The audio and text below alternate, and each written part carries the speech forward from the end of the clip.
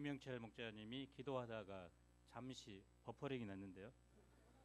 목이 메어서 그런 것이 아니라 핸드폰이 꺼져서 우리가 얼마나 그 핸드폰에 의지하고 있는가. 그래서 또 이 문서 이 대본에 매이는가 그래서 대본을 던져버리고 이제 하면은 별로 할 것이 없어서 다만 이제 참조를 하겠습니다. 1장 4절을 다 함께 읽겠습니다. 시작.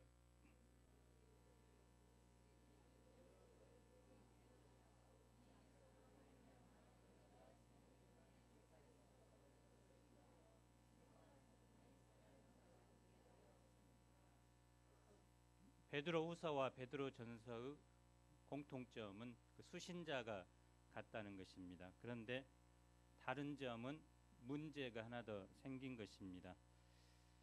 외부적인 박해 플러스 교회에 거짓 선생들의 잘못된 가르침으로 인해서 성도들의 신앙이 흔들렸다는 것입니다. 특별히 예수님의 신성에 대한 잘못된 가르침, 또 재림 신앙에 대한 오해가 있었습니다. 예수님께서 사도행전 1장에서 제자들에게 승천하시면서 본 그대로 다시 오겠다고 재림의 약속을 하셨는데 1년, 2년, 어느덧 30년이 지났습니다. 예수님의 재림이 연기되었습니다. 지금은 약 2000년이 지난 시기입니다. 그래서 교회 내 신자들은 잠시간의 박해는 견딜 수 있지만 장기간의 박해는 견딜 수 없었습니다. 이것에 기름을 부어서 거짓 선생들은 예수님은 하나님의 아들이 아니라 단순히 인간이다. 또 예수님의 재림은 없다 가르쳤습니다. 만약 예수님의 재림이 없다면 이 땅에서 죄에 탐닉하면서 세속주의의 삶을 사는 것이 가장 지혜로울 것입니다. 이런 생각이 점점 팽배해가는 교회 내에 사도 베드로는 다시 복음을 기억하라고 합니다. 또 예수님의 재림은 반드시 있고 그 재림을 준비하는 성도들이 어떻게 살 것인가 이야기합니다. 신성한 성품에 참여하라. 그리고 성경을 사사로이 풀지 말라. 오늘 말씀을 통해서 우리도 예수님의 재림을 고대하고 있는데 이 예수님의 재림을 소망하는 우리가 이 땅에서 어떤 삶을 살아야 하는가 배울 수 있기를 기도합니다. 제1부 신성한 성품에 참여하는 자가 되라. 1절로 11절입니다. 1절을 보십시오. 베드로는 자신을 예수 그리스도의 종이면서 사도라고 소개합니다. 그리고 특별히 수신자들을 향해 성도들을 향해 동일한 보배로운 믿음을 함께 받은 자라고 합니다. 그래서 믿음을 받은 자라고 합니다.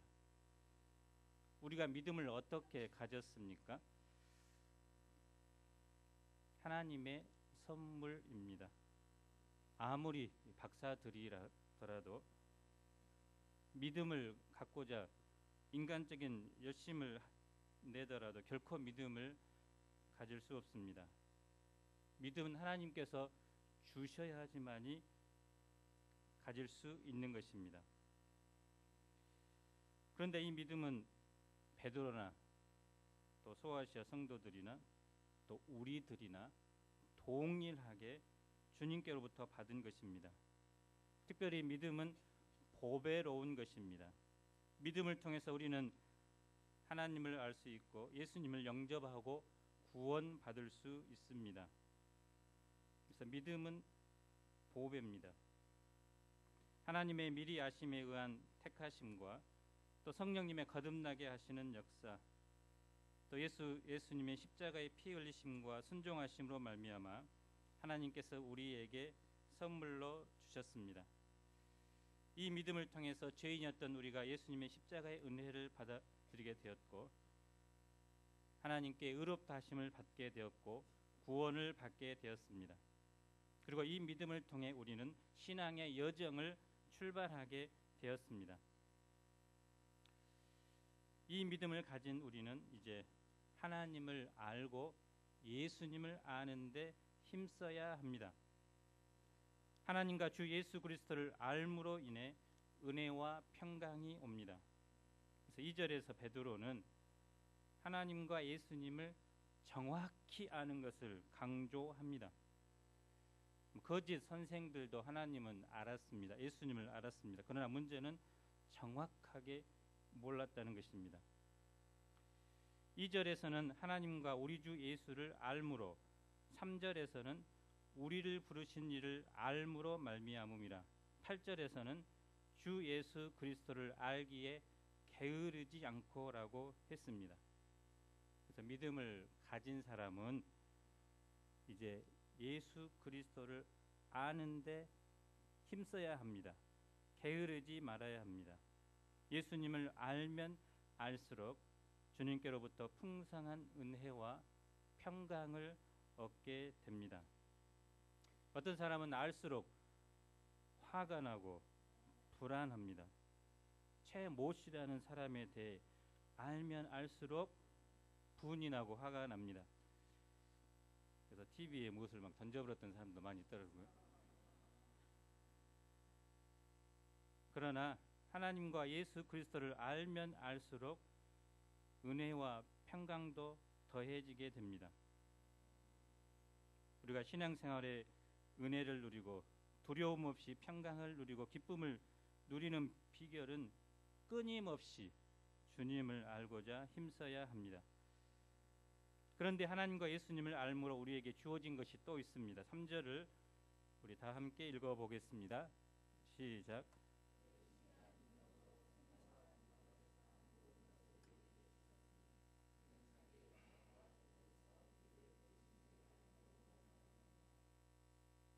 그래서 당시에 예수님을 단지 인간 요셉과 마리아의 아들, 인간으로만 알고 있는 사람들에게 베드로는 신적인 능력을 가진 하나님이라는 것을 이야기합니다. 여기 신기한 능력이라는 말은 디바인 파워, 신적인 능력입니다. 인간에게서 나온 능력이 아닙니다. 그래서 예수님은 이 신적 능력을 가지고 우리에게 생명을 주셨습니다. 그 생명은 조에로서 영원한 생명, 영생을 의미합니다. 과거 우리는 죽은 자였지만 생명의 근원 되신 예수님을 통해서 영원한 생명을 부여받았습니다. 이제 우리는 이 생명을 가진 존재로 살아갑니다. 뿐만 아니라 예수님은 경건한 삶을 살아가는 데 있어서, 즉 하나님을 알아가는 데 있어서 필요한 모든 것들, 즉 진리의 말씀, 성령, 또 예배할 수 있는 것, 기도하는 것, 찬송하는 것, 하나님을 알아가는 데 있어서 모든 것을 이미 우리에게 풍성하게 공급해 주셨습니다. 공동 번역은 이렇게 번역하고 있는데요. 우리가 인생을 사는 동안 경건한 생활을 하는데 필요한 모든 것을 주셨다라고 번역합니다. 곧 우리가 이제 신앙생활을 잘 할 수 있는 것은 바로 예수님께서 당신의 신기한 능력으로 우리 삶에 필요한 모든 것들을 주셨기 때문에 가능합니다. 사실 우리는 과거 경건과 거룩과는 거리가 먼 사람들이었습니다. 그러나 지금은 거룩을 위해서 투쟁합니다. 도저히 변화되지 않을 것 같은 사람이 말씀을 공부하고 예수님의 제자로 사는 것은 정말 신기한 능력의 역사입니다. 한번 옆 사람을 한번 쳐다보십시오. 과연 이 사람이 이 자리에 앉아서 하나님을 예배할 것이라고 예상했던 분, 경건하게 예수랑 목사님, 아굴라 목사님,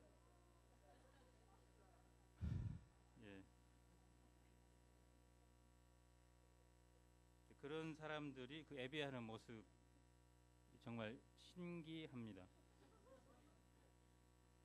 저도 마찬가지입니다. 내가 과연 목자로 살고 있는가 한 번씩 돌아보면은 내 이성으로는 도저히 이해할 수 없는 신기한 영역입니다.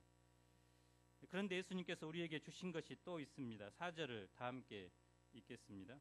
시작.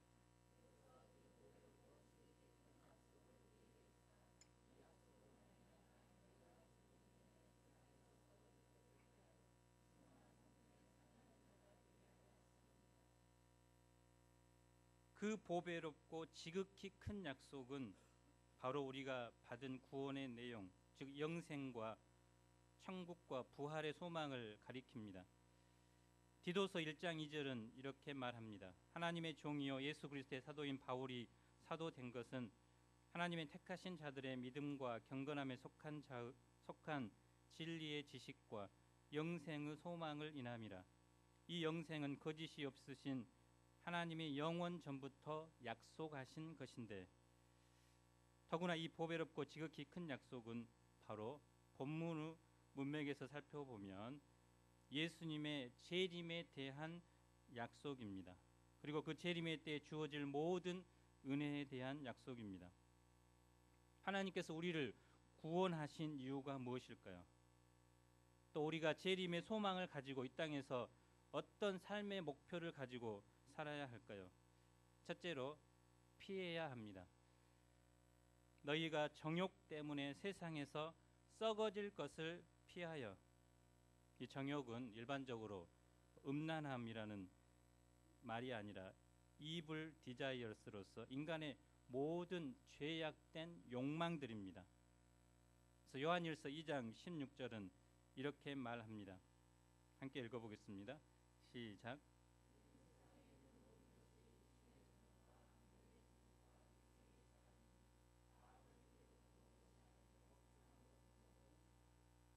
그래서 이러한 정욕을 탐닉하는 자는 결국 부패하고 타락할 수밖에 없습니다.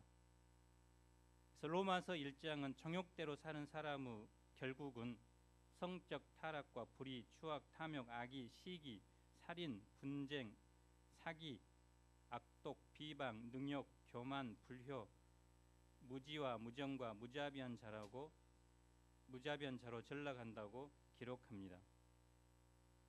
그래서 우리는 이제 이런 부패와 타락에 빠지는 정욕을 피해야 합니다.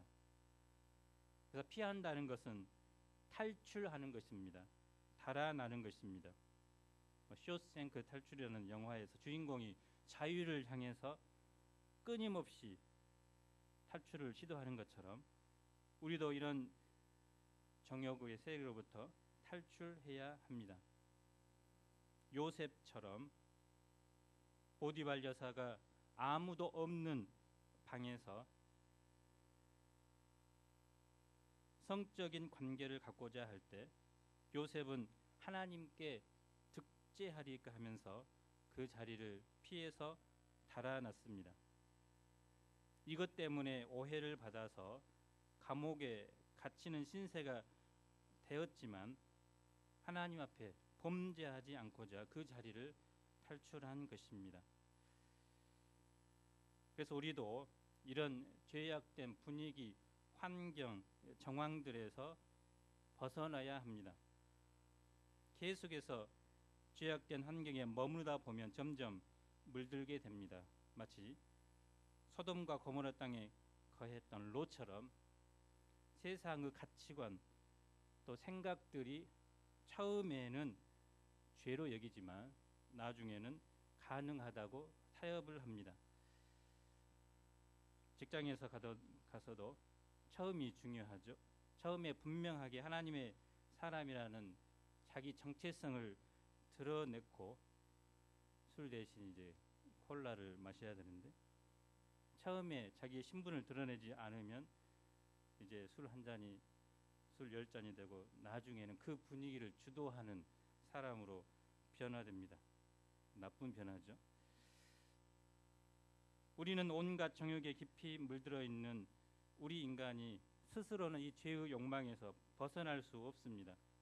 오직 예수님께서 던져주는 밧줄, 보배롭고 지극히 큰 약속, 즉 구원과 재림의 소망의 밧줄을 끝까지 붙들어야 합니다. 그래서 예수님의 재림의 약속은 우리로 하여금 출정욕할 수 있는 유일한 구원의 밧줄인 것입니다. 요즘 한국교회가 지탄을 많이 받습니다. 문화계의 황태자 차은택 씨도 학교는 빠져도 교회는 빠지지 않았다는 모태 신자라고 합니다. 그래서 어떤 목사님은 한국교회를 이렇게 비유했습니다. 한국교회는 사과나무가 자라서 꽃을 피우고 열매를 맺었는데 이제 그 나무가 말라 죽어가고 있다. 그래서 이 안타까운 마음으로 옆에 있는 중국 교회 목사님을 부러워하면서 이렇게 말합니다. 중국 교회는 새싹처럼 잘 자라고 있지요? 하고 물었는데요. 근데 그 중국 교회 목사님이 한국 교회는 열매라도 맺고 말라가지만 중국 교회는 꽃도 피워보지 못하고 말라가고 있습니다. 한국 교회 또 지금 중국 교회의 미래에 대한 전망을 어둡게 보는 근본 원인이 무엇일까요? 본문의 기초에서 보면 그것은 바로 성도들의 성품의 문제를 꼽습니다. 성품이 신앙의 연륜을 따라가지 못하는 것입니다.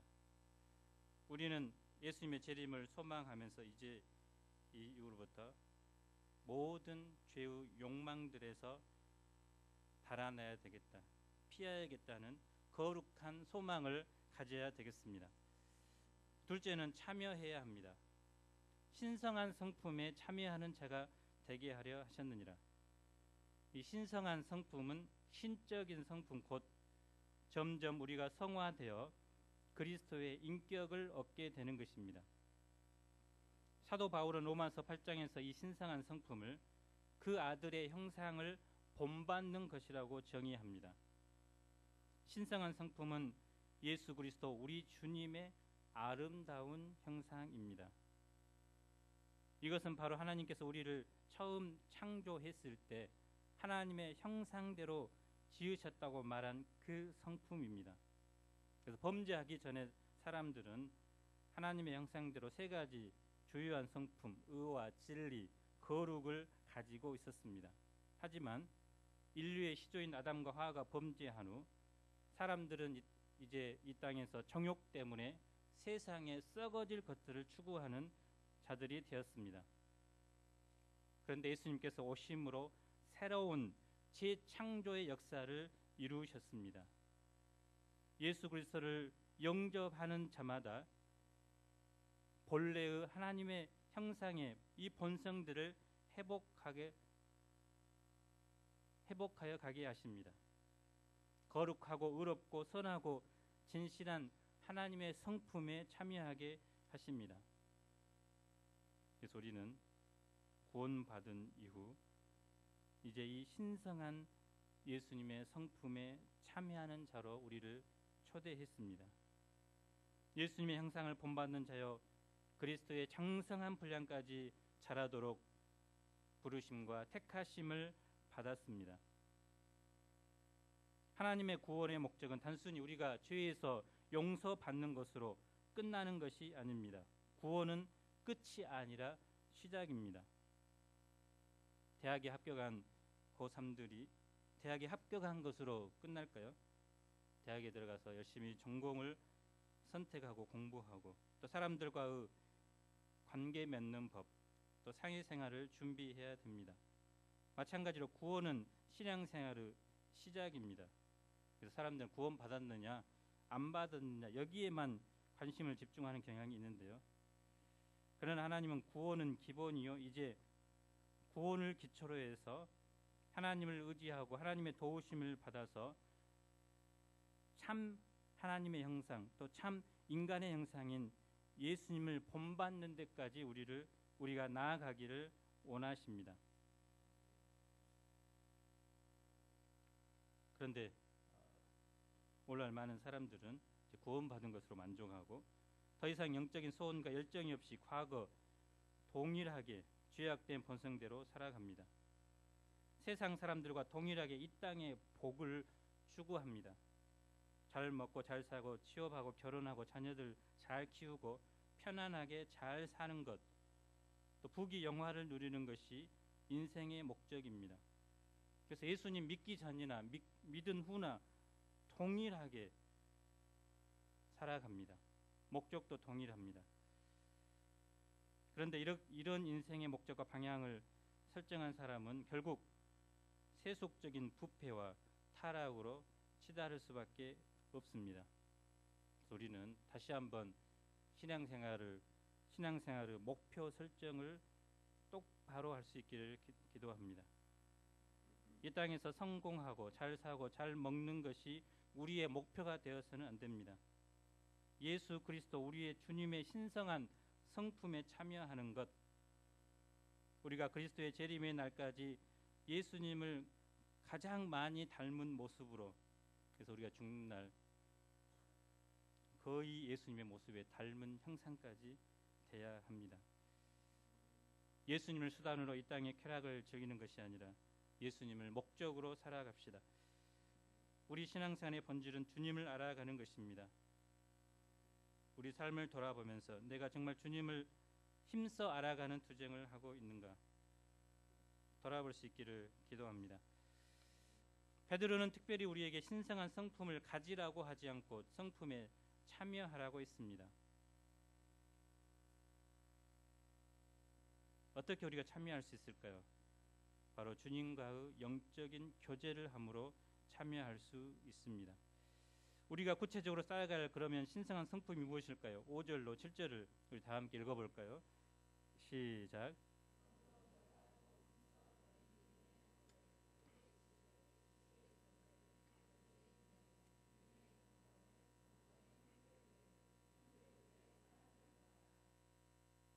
베드로가 이제 성령의 계시를 받아서 말한 신성한 성품입니다.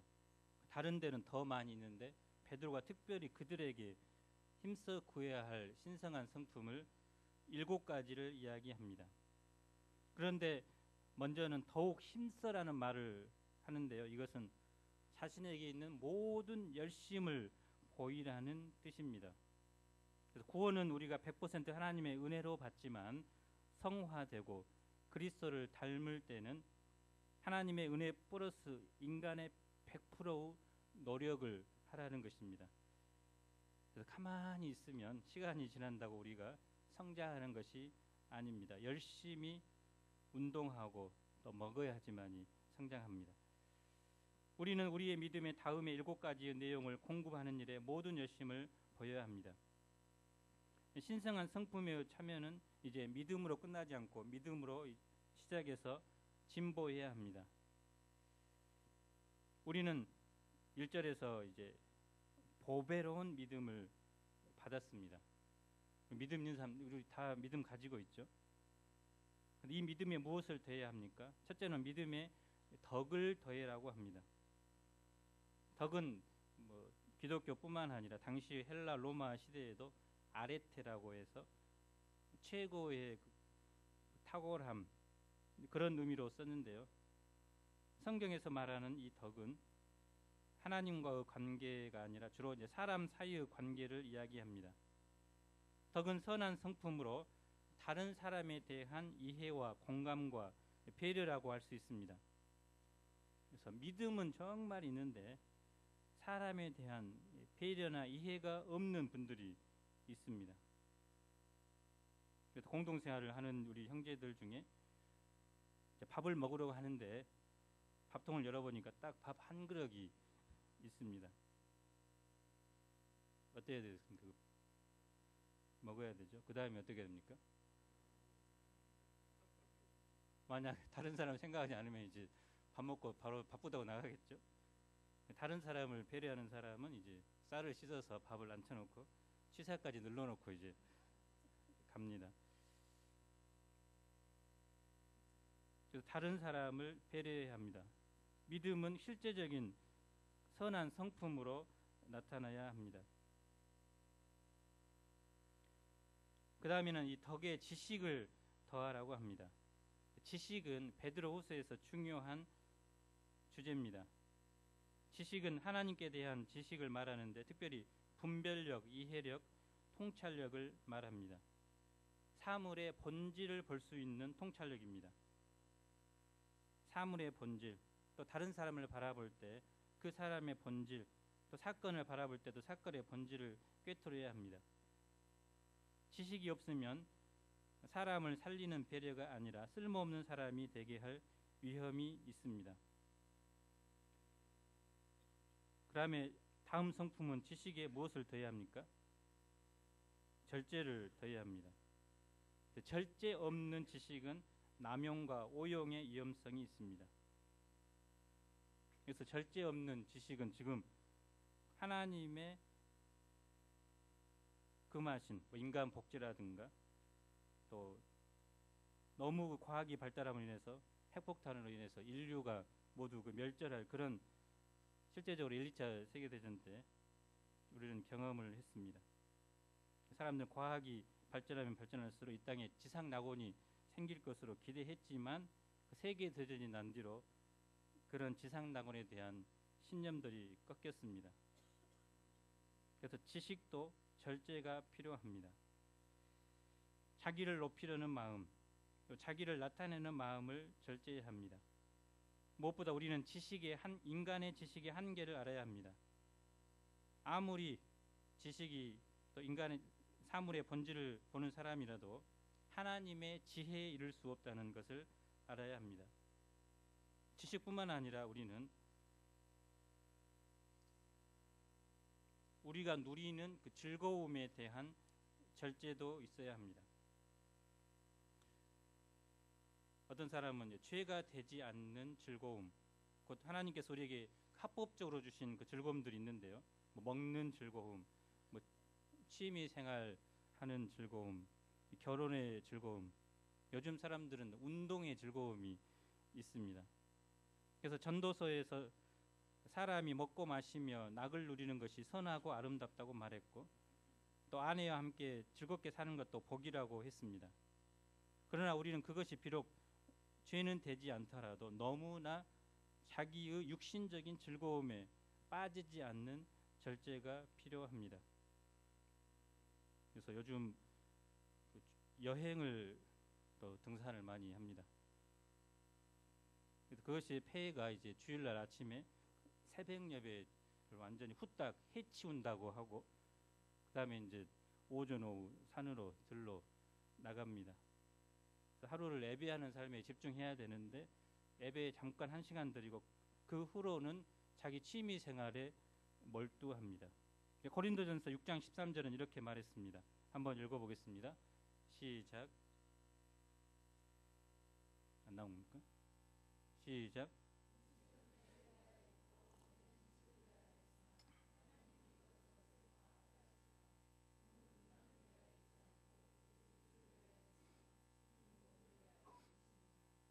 그래서 당시 로마 시대의 그런 귀족들은 연회를 많이 즐겼는데요.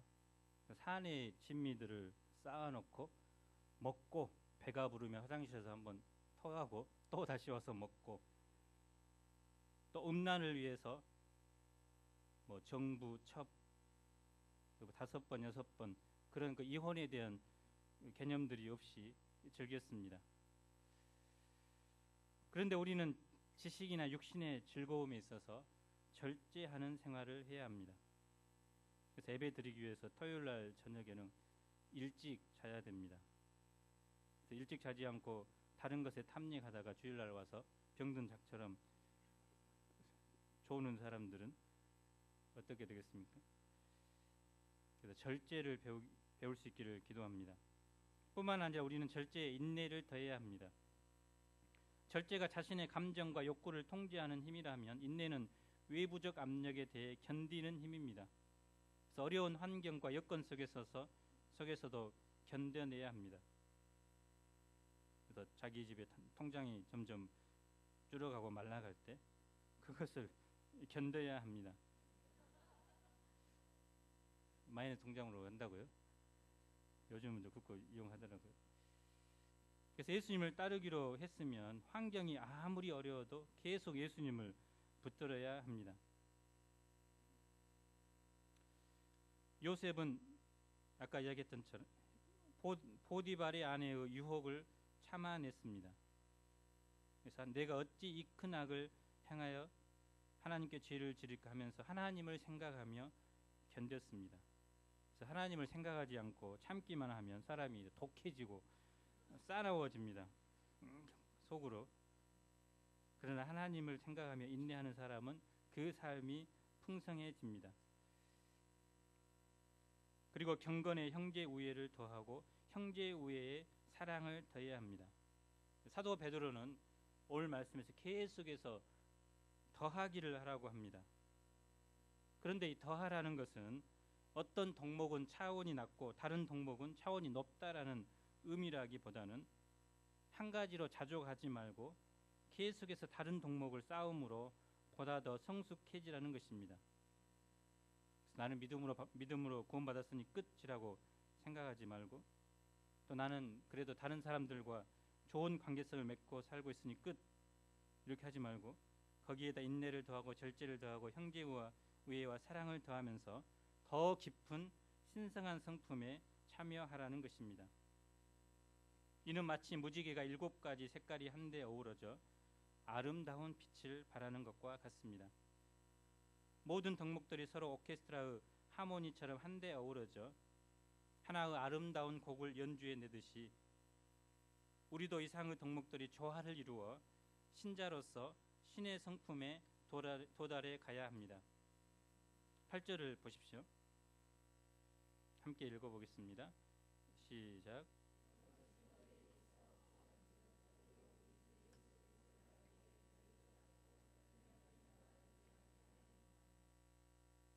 흡족하다는 말은 풍성하고 넉넉한 것을 말합니다. 그래서 이러한 덕목들이 우리 안에 풍성하게 되면 더욱더 주님을 알게 되고, 그러면 더욱 아름다운 신앙의 열매를 맺어가게 됩니다. 10절을 보십시오. 함께 읽겠습니다. 시작.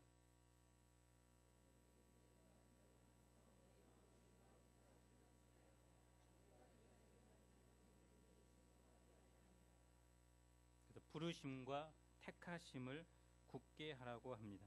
그럴 때 실족하지 않고 신앙의 성숙인 신의 성품에 참여하게 됩니다. 제2부 샛별이 마음에 떠오르게 하라. 12절로 21절입니다. 12절로 15절에는 사도 베드로의 목자의 심정이 잘 나타나 있습니다. 그는 흩어진 성도들이 이미 복음 진리에 굳게 서서 예수님을 더 깊이 알아가고 닮아가는 신앙생활을 하고 있음을 알았습니다. 그런데 지금 그렇게 살고 있는데 또 말씀하면 짜증낼 수도 있습니다. 하지만 그것을 알면서도 다시 복음 진리를 강조합니다. 그는 이제 자기가 죽을 것을 직감하고 성도들에게 복음 진리 위에 굳게 서도록 일깨워 줍니다. 그가 이렇게 반복해서 리마인드 하는 것은 그가 떠나더라도 잊어먹지 않고 기억나게 하도록 하기 위해서입니다. 로이드 존스 목사는 이런 말을 했습니다. 교회와 설교자의 일은 우리에게 새롭고 흥미로운 개념을 제시하는 것이 아니라 오히려 근본적이고 영원한 진리들을 계속 상기시키는 것이다. 만유인력 법칙을 발견한 뉴턴은 90세 가까이 살았는데, 그런데 그도 이제 말년에 치매에 걸렸습니다. 그때 한 제자가 안타까운 마음으로 묻습니다. 선생님, 도대체 기억하실 수 있는 것이 무엇이 있습니까? 그때 뉴턴은 이렇게 말했다고 합니다. 내가 잊지 않고 기억하고 있는 것은 내가 죄인이라는 것과 예수님이 구세주라는 것이다. 그래서 그는 자기가 발견한 법칙 또 많은 지식들은 다 잊어버렸지만 예수님으로부터 부르심받고 택함받았다는 영적인 신분만은 항상 기억하며 살았다고 합니다. 우리는 다른 것은 잊어버릴지라도 내가 받은 은혜, 또 하나님께로부터 부르신 목자로서의 부르심, 이 목적은 항상 생각하며 기억해야 합니다. 베드로가 성도들에게 그러면 반복해서 알게 한 내용이 무엇일까요? 우리 16절을 다 함께 읽겠습니다. 시작.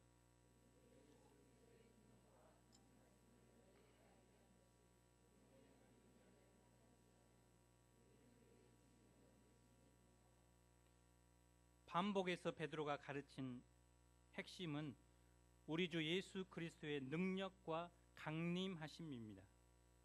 즉 예수님에 대한 내용입니다.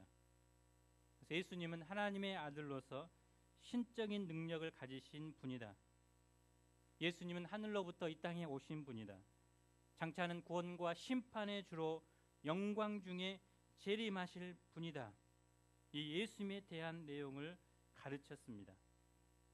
예수님은 첫 번째 오셨을 때는 한 아기로 조용하게 탄생하셨습니다. 하지만 재림하실 때는 영광과 권능으로 이 땅에 오십니다.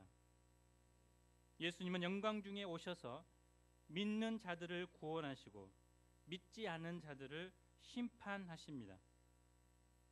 그리고 그때 이 세상은 끝나고 새 하늘과 새 땅이 시작됩니다. 하지만 당시 거짓 선생들은 이것에 대해서 예수님의 재림은 사도들이 교묘히 만든 이야기라고 가르쳤습니다.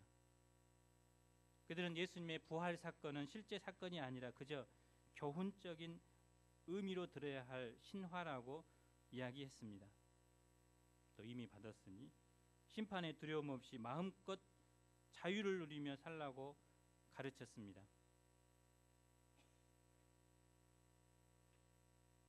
그런데 베드로는 이 예수님의 신적인 능력, 또 예수님의 재림이 흔들리지 않는 진리임을 어떻게 증거하고 있을까요? 베드로는 자신이 변화산에서 영광 중에 변형하신 예수님을 본 체험을 증거합니다. 예수님은 변화산에서 세 제자가 보는 앞에서 영광스러운 모습을 친히 보여주셨습니다. 이 모습은 예수님께서 죽고 부활하셔서 장차 큰 능력과 영광 중에 다시 오실 모습을 미리 보여주는 사건이었습니다.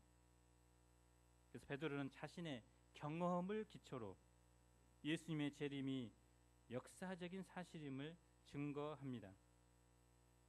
그런데 베드로는 예수님의 재림에 대해서 자신의 경험보다 또 체험보다도 더 확실한 증거가 있다고 이야기합니다. 그것이 무엇일까요? 우리 19절을 읽어보겠습니다. 시작.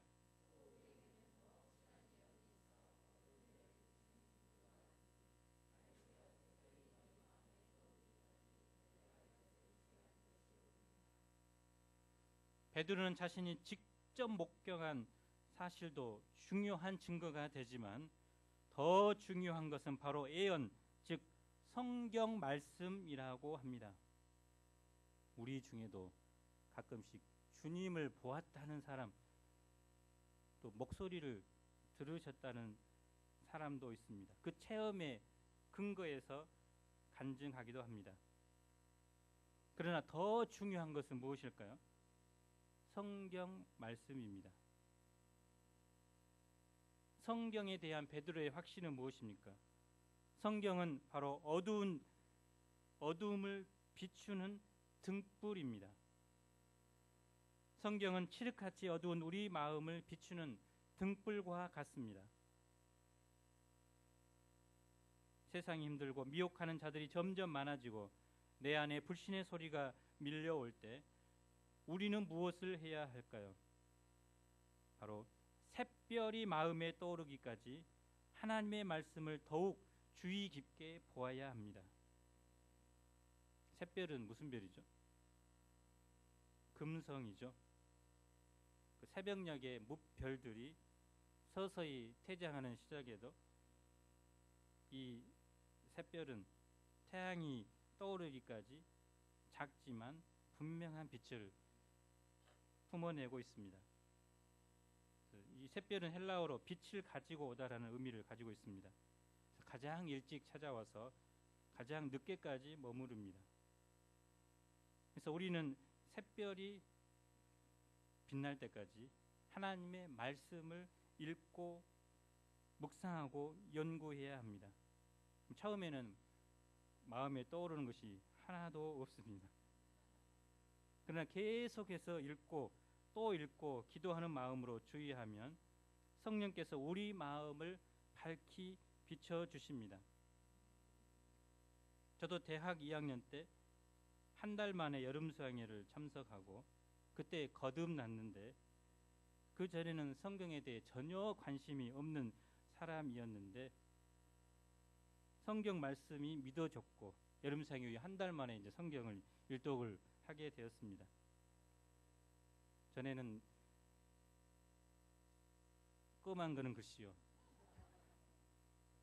그러나 성경 구절 한 구절 한 구절이 살아있는 말씀으로 영접하게 되었고, 과거에는 깨닫지 못하는 것들이 깨달아졌습니다. 그래서 말씀을 읽고 묵상하고 연구하면 성령께서 우리 마음을 비춰주셔서 말씀의 의미를 깨닫게 하십니다. 칠흑같이 어두운 마음에 샛별처럼 빛나는 진리를 발견하게 해줍니다. 그런데 조심해야 할 것이 있습니다. 거짓 선생들의 문제는 바로 성경에 대한 잘못된 해석, 사사로이 푼 것입니다. 본문의 20절에 보면 사사로이 풀지 말라고 했습니다. 이는 주관적인 해석을 주의하라는 것입니다. 자기 경험이나 이성의 잣대로 함부로 저울질하지 말아야 합니다. 그래서 자유주의자의 특징은 바로 이성을 성경 위에 둡니다. 그래서 이성이 이해할 수 있는 것은 받아들이고 그렇지 못하는 것들은 폐기합니다. 그래서 성경에 기록된 수많은 기적 또 이적의 역사들은 인간의 이성으로 받아들일 수 없기 때문에 다 잘라버립니다. 그러다 보니까 이 두꺼운 성경이 몇 페이지 남지 않습니다. 그것만이 하나님의 말씀이라고 우깁니다. 우리가 성경을 사사로이 해석하지 말아야 할 이유는 성경은 기록된 때부터 하나님의 감동으로 기록된 책이기 때문입니다. 성경은 사람의 뜻으로 주어진 적이 없고 오직 성령의 감동함을 입은 하나님의 거룩한 사람들 곧 선지자들을 통해 말한 것입니다. 우리는 성경을 해석할 때 매우 조심해야 됩니다. 성경이 하나님의 말씀이고 중요한 만큼 그것을 해석하는 것도 중요합니다. 성경을 자기 주관대로 잘못 해석하는 것은 큰 죄가 됩니다. 그래서 자의적으로 성경을 해석한 결과 각종 거짓 선생과 거짓 선지자들이 일어났고 이단이 발생했습니다. 성경을 바르게 해석하기 위해서는 성령 하나님의 인도하심이 절대적으로 필요합니다.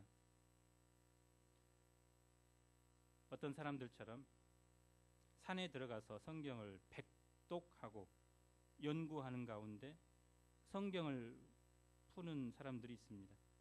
신천지 이만희 씨도 산에 가서 성경을 연구하는 가운데 계시를 받았고 그 계시를 지금 가르치고 있다고 합니다. 그런 식으로 자기가 무슨 계시를 받아 성경에 감추어진 비밀을 풀고 봉인을 풀었다고 하는 사람들은 거의 100% 성경을 사사로이 해석하는 문제를 가진 사람들이요, 이단을 전파하는 사람들입니다. 성경을 바르게 푼다는 것의 의미는 성령 하나님의 감동하심을 통해 어떤 시대 어떤 사람들에게 그 말씀을 주셔줄 때의 원 뜻을 먼저 찾는 것을 말합니다. 그래서 이를 위해서는 성경 말씀이 주어진 역사적인 배경도 살펴보고, 또 성경 말씀이 원래는 히브리어 헬라어로 기록된 글이기 때문에 물론 잘 번역되어 있기 때문에 소위 말하는 국어 실력, 언어 실력으로서의 언어 이해 능력이 필요합니다. 그래서 이단들은 이 국어 실력도 제대로 없기 때문에 이사야에서 나오는 성경은 모든 짝이 있다고 했는데 그 짝을 신약과 구약의 짝이라고 하는데 문맥적인 의미에서 보면 앞에 말은 동물들의 짝입니다. 또 우리가 흔히 아는 내 시작은 미아가스나 내 그다음 뭡니까? 사실 이 말씀도 욥의 친구가 욥을 비꼬면서 하는 말이기 때문에, 근데 이 앞뒤 문맥을 끊어버리고 이것을 이제 개업식 선물로 이제 보내는 분들이 많은데, 물론 받아들이면 또 은혜가 됩니다.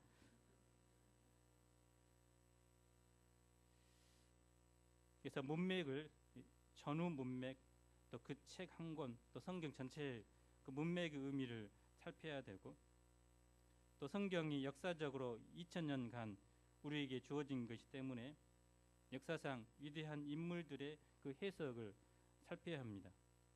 그래서 자기가 성경을 해석하고 끝났다 하지 말고 좋은 주석을 찾아서 한번 보고 내 해석이 맞는가 살펴보기 바랍니다. 무엇보다 성경을 보다 보면 한 부분과 다른 부분이 대치되는 그런 그 모습들을 가끔씩 보는데요. 요한일서에도 그 죄를 범하지 말라 했는데 또 앞에는 또 죄를 범하지 않는 사람 없다. 그런 구절들이 나오면 그 성경 전체적으로 통일성 있게 바라보는 관점이 필요합니다. 그러나 그 무엇보다 우리는 성경 앞에 겸손히 기도하면서 성령의 도우심을 받아 성경을 풀이하면 사사로이 풀지 않을 수 있습니다. 그래서 우리는 매일 일용할 양식을 묵상하면서 앞에 보면 또 좋은 해석이 있고 또 그것을 자기가 나름대로 해석해 보고 또 삶에 적용해 보면 좋은 성경 선생이 될 수 있습니다. 우리는 성경을 해석하고 가르치는 1:1 성경 선생들입니다. 사사로이 풀지 않고 성령의 도우심을 받아 양들에게 바른 성경을 해석해서 가르쳐 줄 수 있기를 간절히 기도합니다. 결론적으로 오늘날 기독교가 세속화되고 그로 인해 세상과 다를 바 없이 되었다고 하는데 그 원인은 다른 것이 아닙니다. 오늘 하나님께서 주시는 말씀의 기초에서 보면 그것은 이 시대 그리스도인들의 재림 신앙이 희미해졌기 때문입니다. 보배롭고 지극히 큰 약속들을 주신 하나님의 뜻을 알지 못하기 때문입니다. 그리고 그 배경에는 하나님의 예언이 말씀인 성경을 바르게 풀고 적용하는 것이 부족해졌기 때문입니다.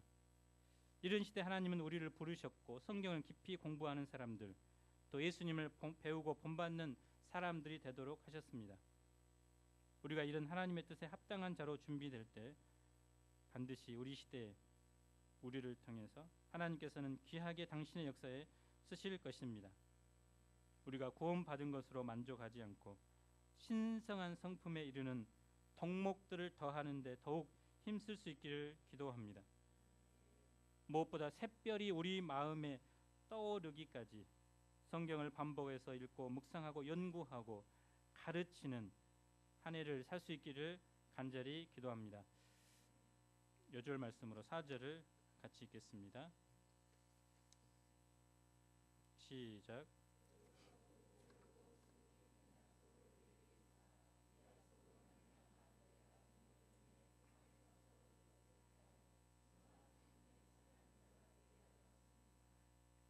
하나님 아버지, 우리가 예수님의 재림을 소망하면서 이 땅에서 썩어질 정욕을 피하고 신성한 성품에 참여하는 자들이 되게 도와주십시오.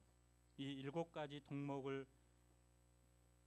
끊임없이 힘쓰고 노력하는 가운데 쌓아가는, 그래서 예수님의 장성한 분량까지 이르는 자들이 되게 축복해 주십시오. 또 교회 내에 거짓 선생, 거짓 가르침, 또 세상으로부터 받는 갖가지 세속적인 가치관들을 저희가 부인하고 성경을 바르게 해석하고 가르치는 목자의 삶을 살 수 있도록 축복해 주시기를 간절히 기도합니다.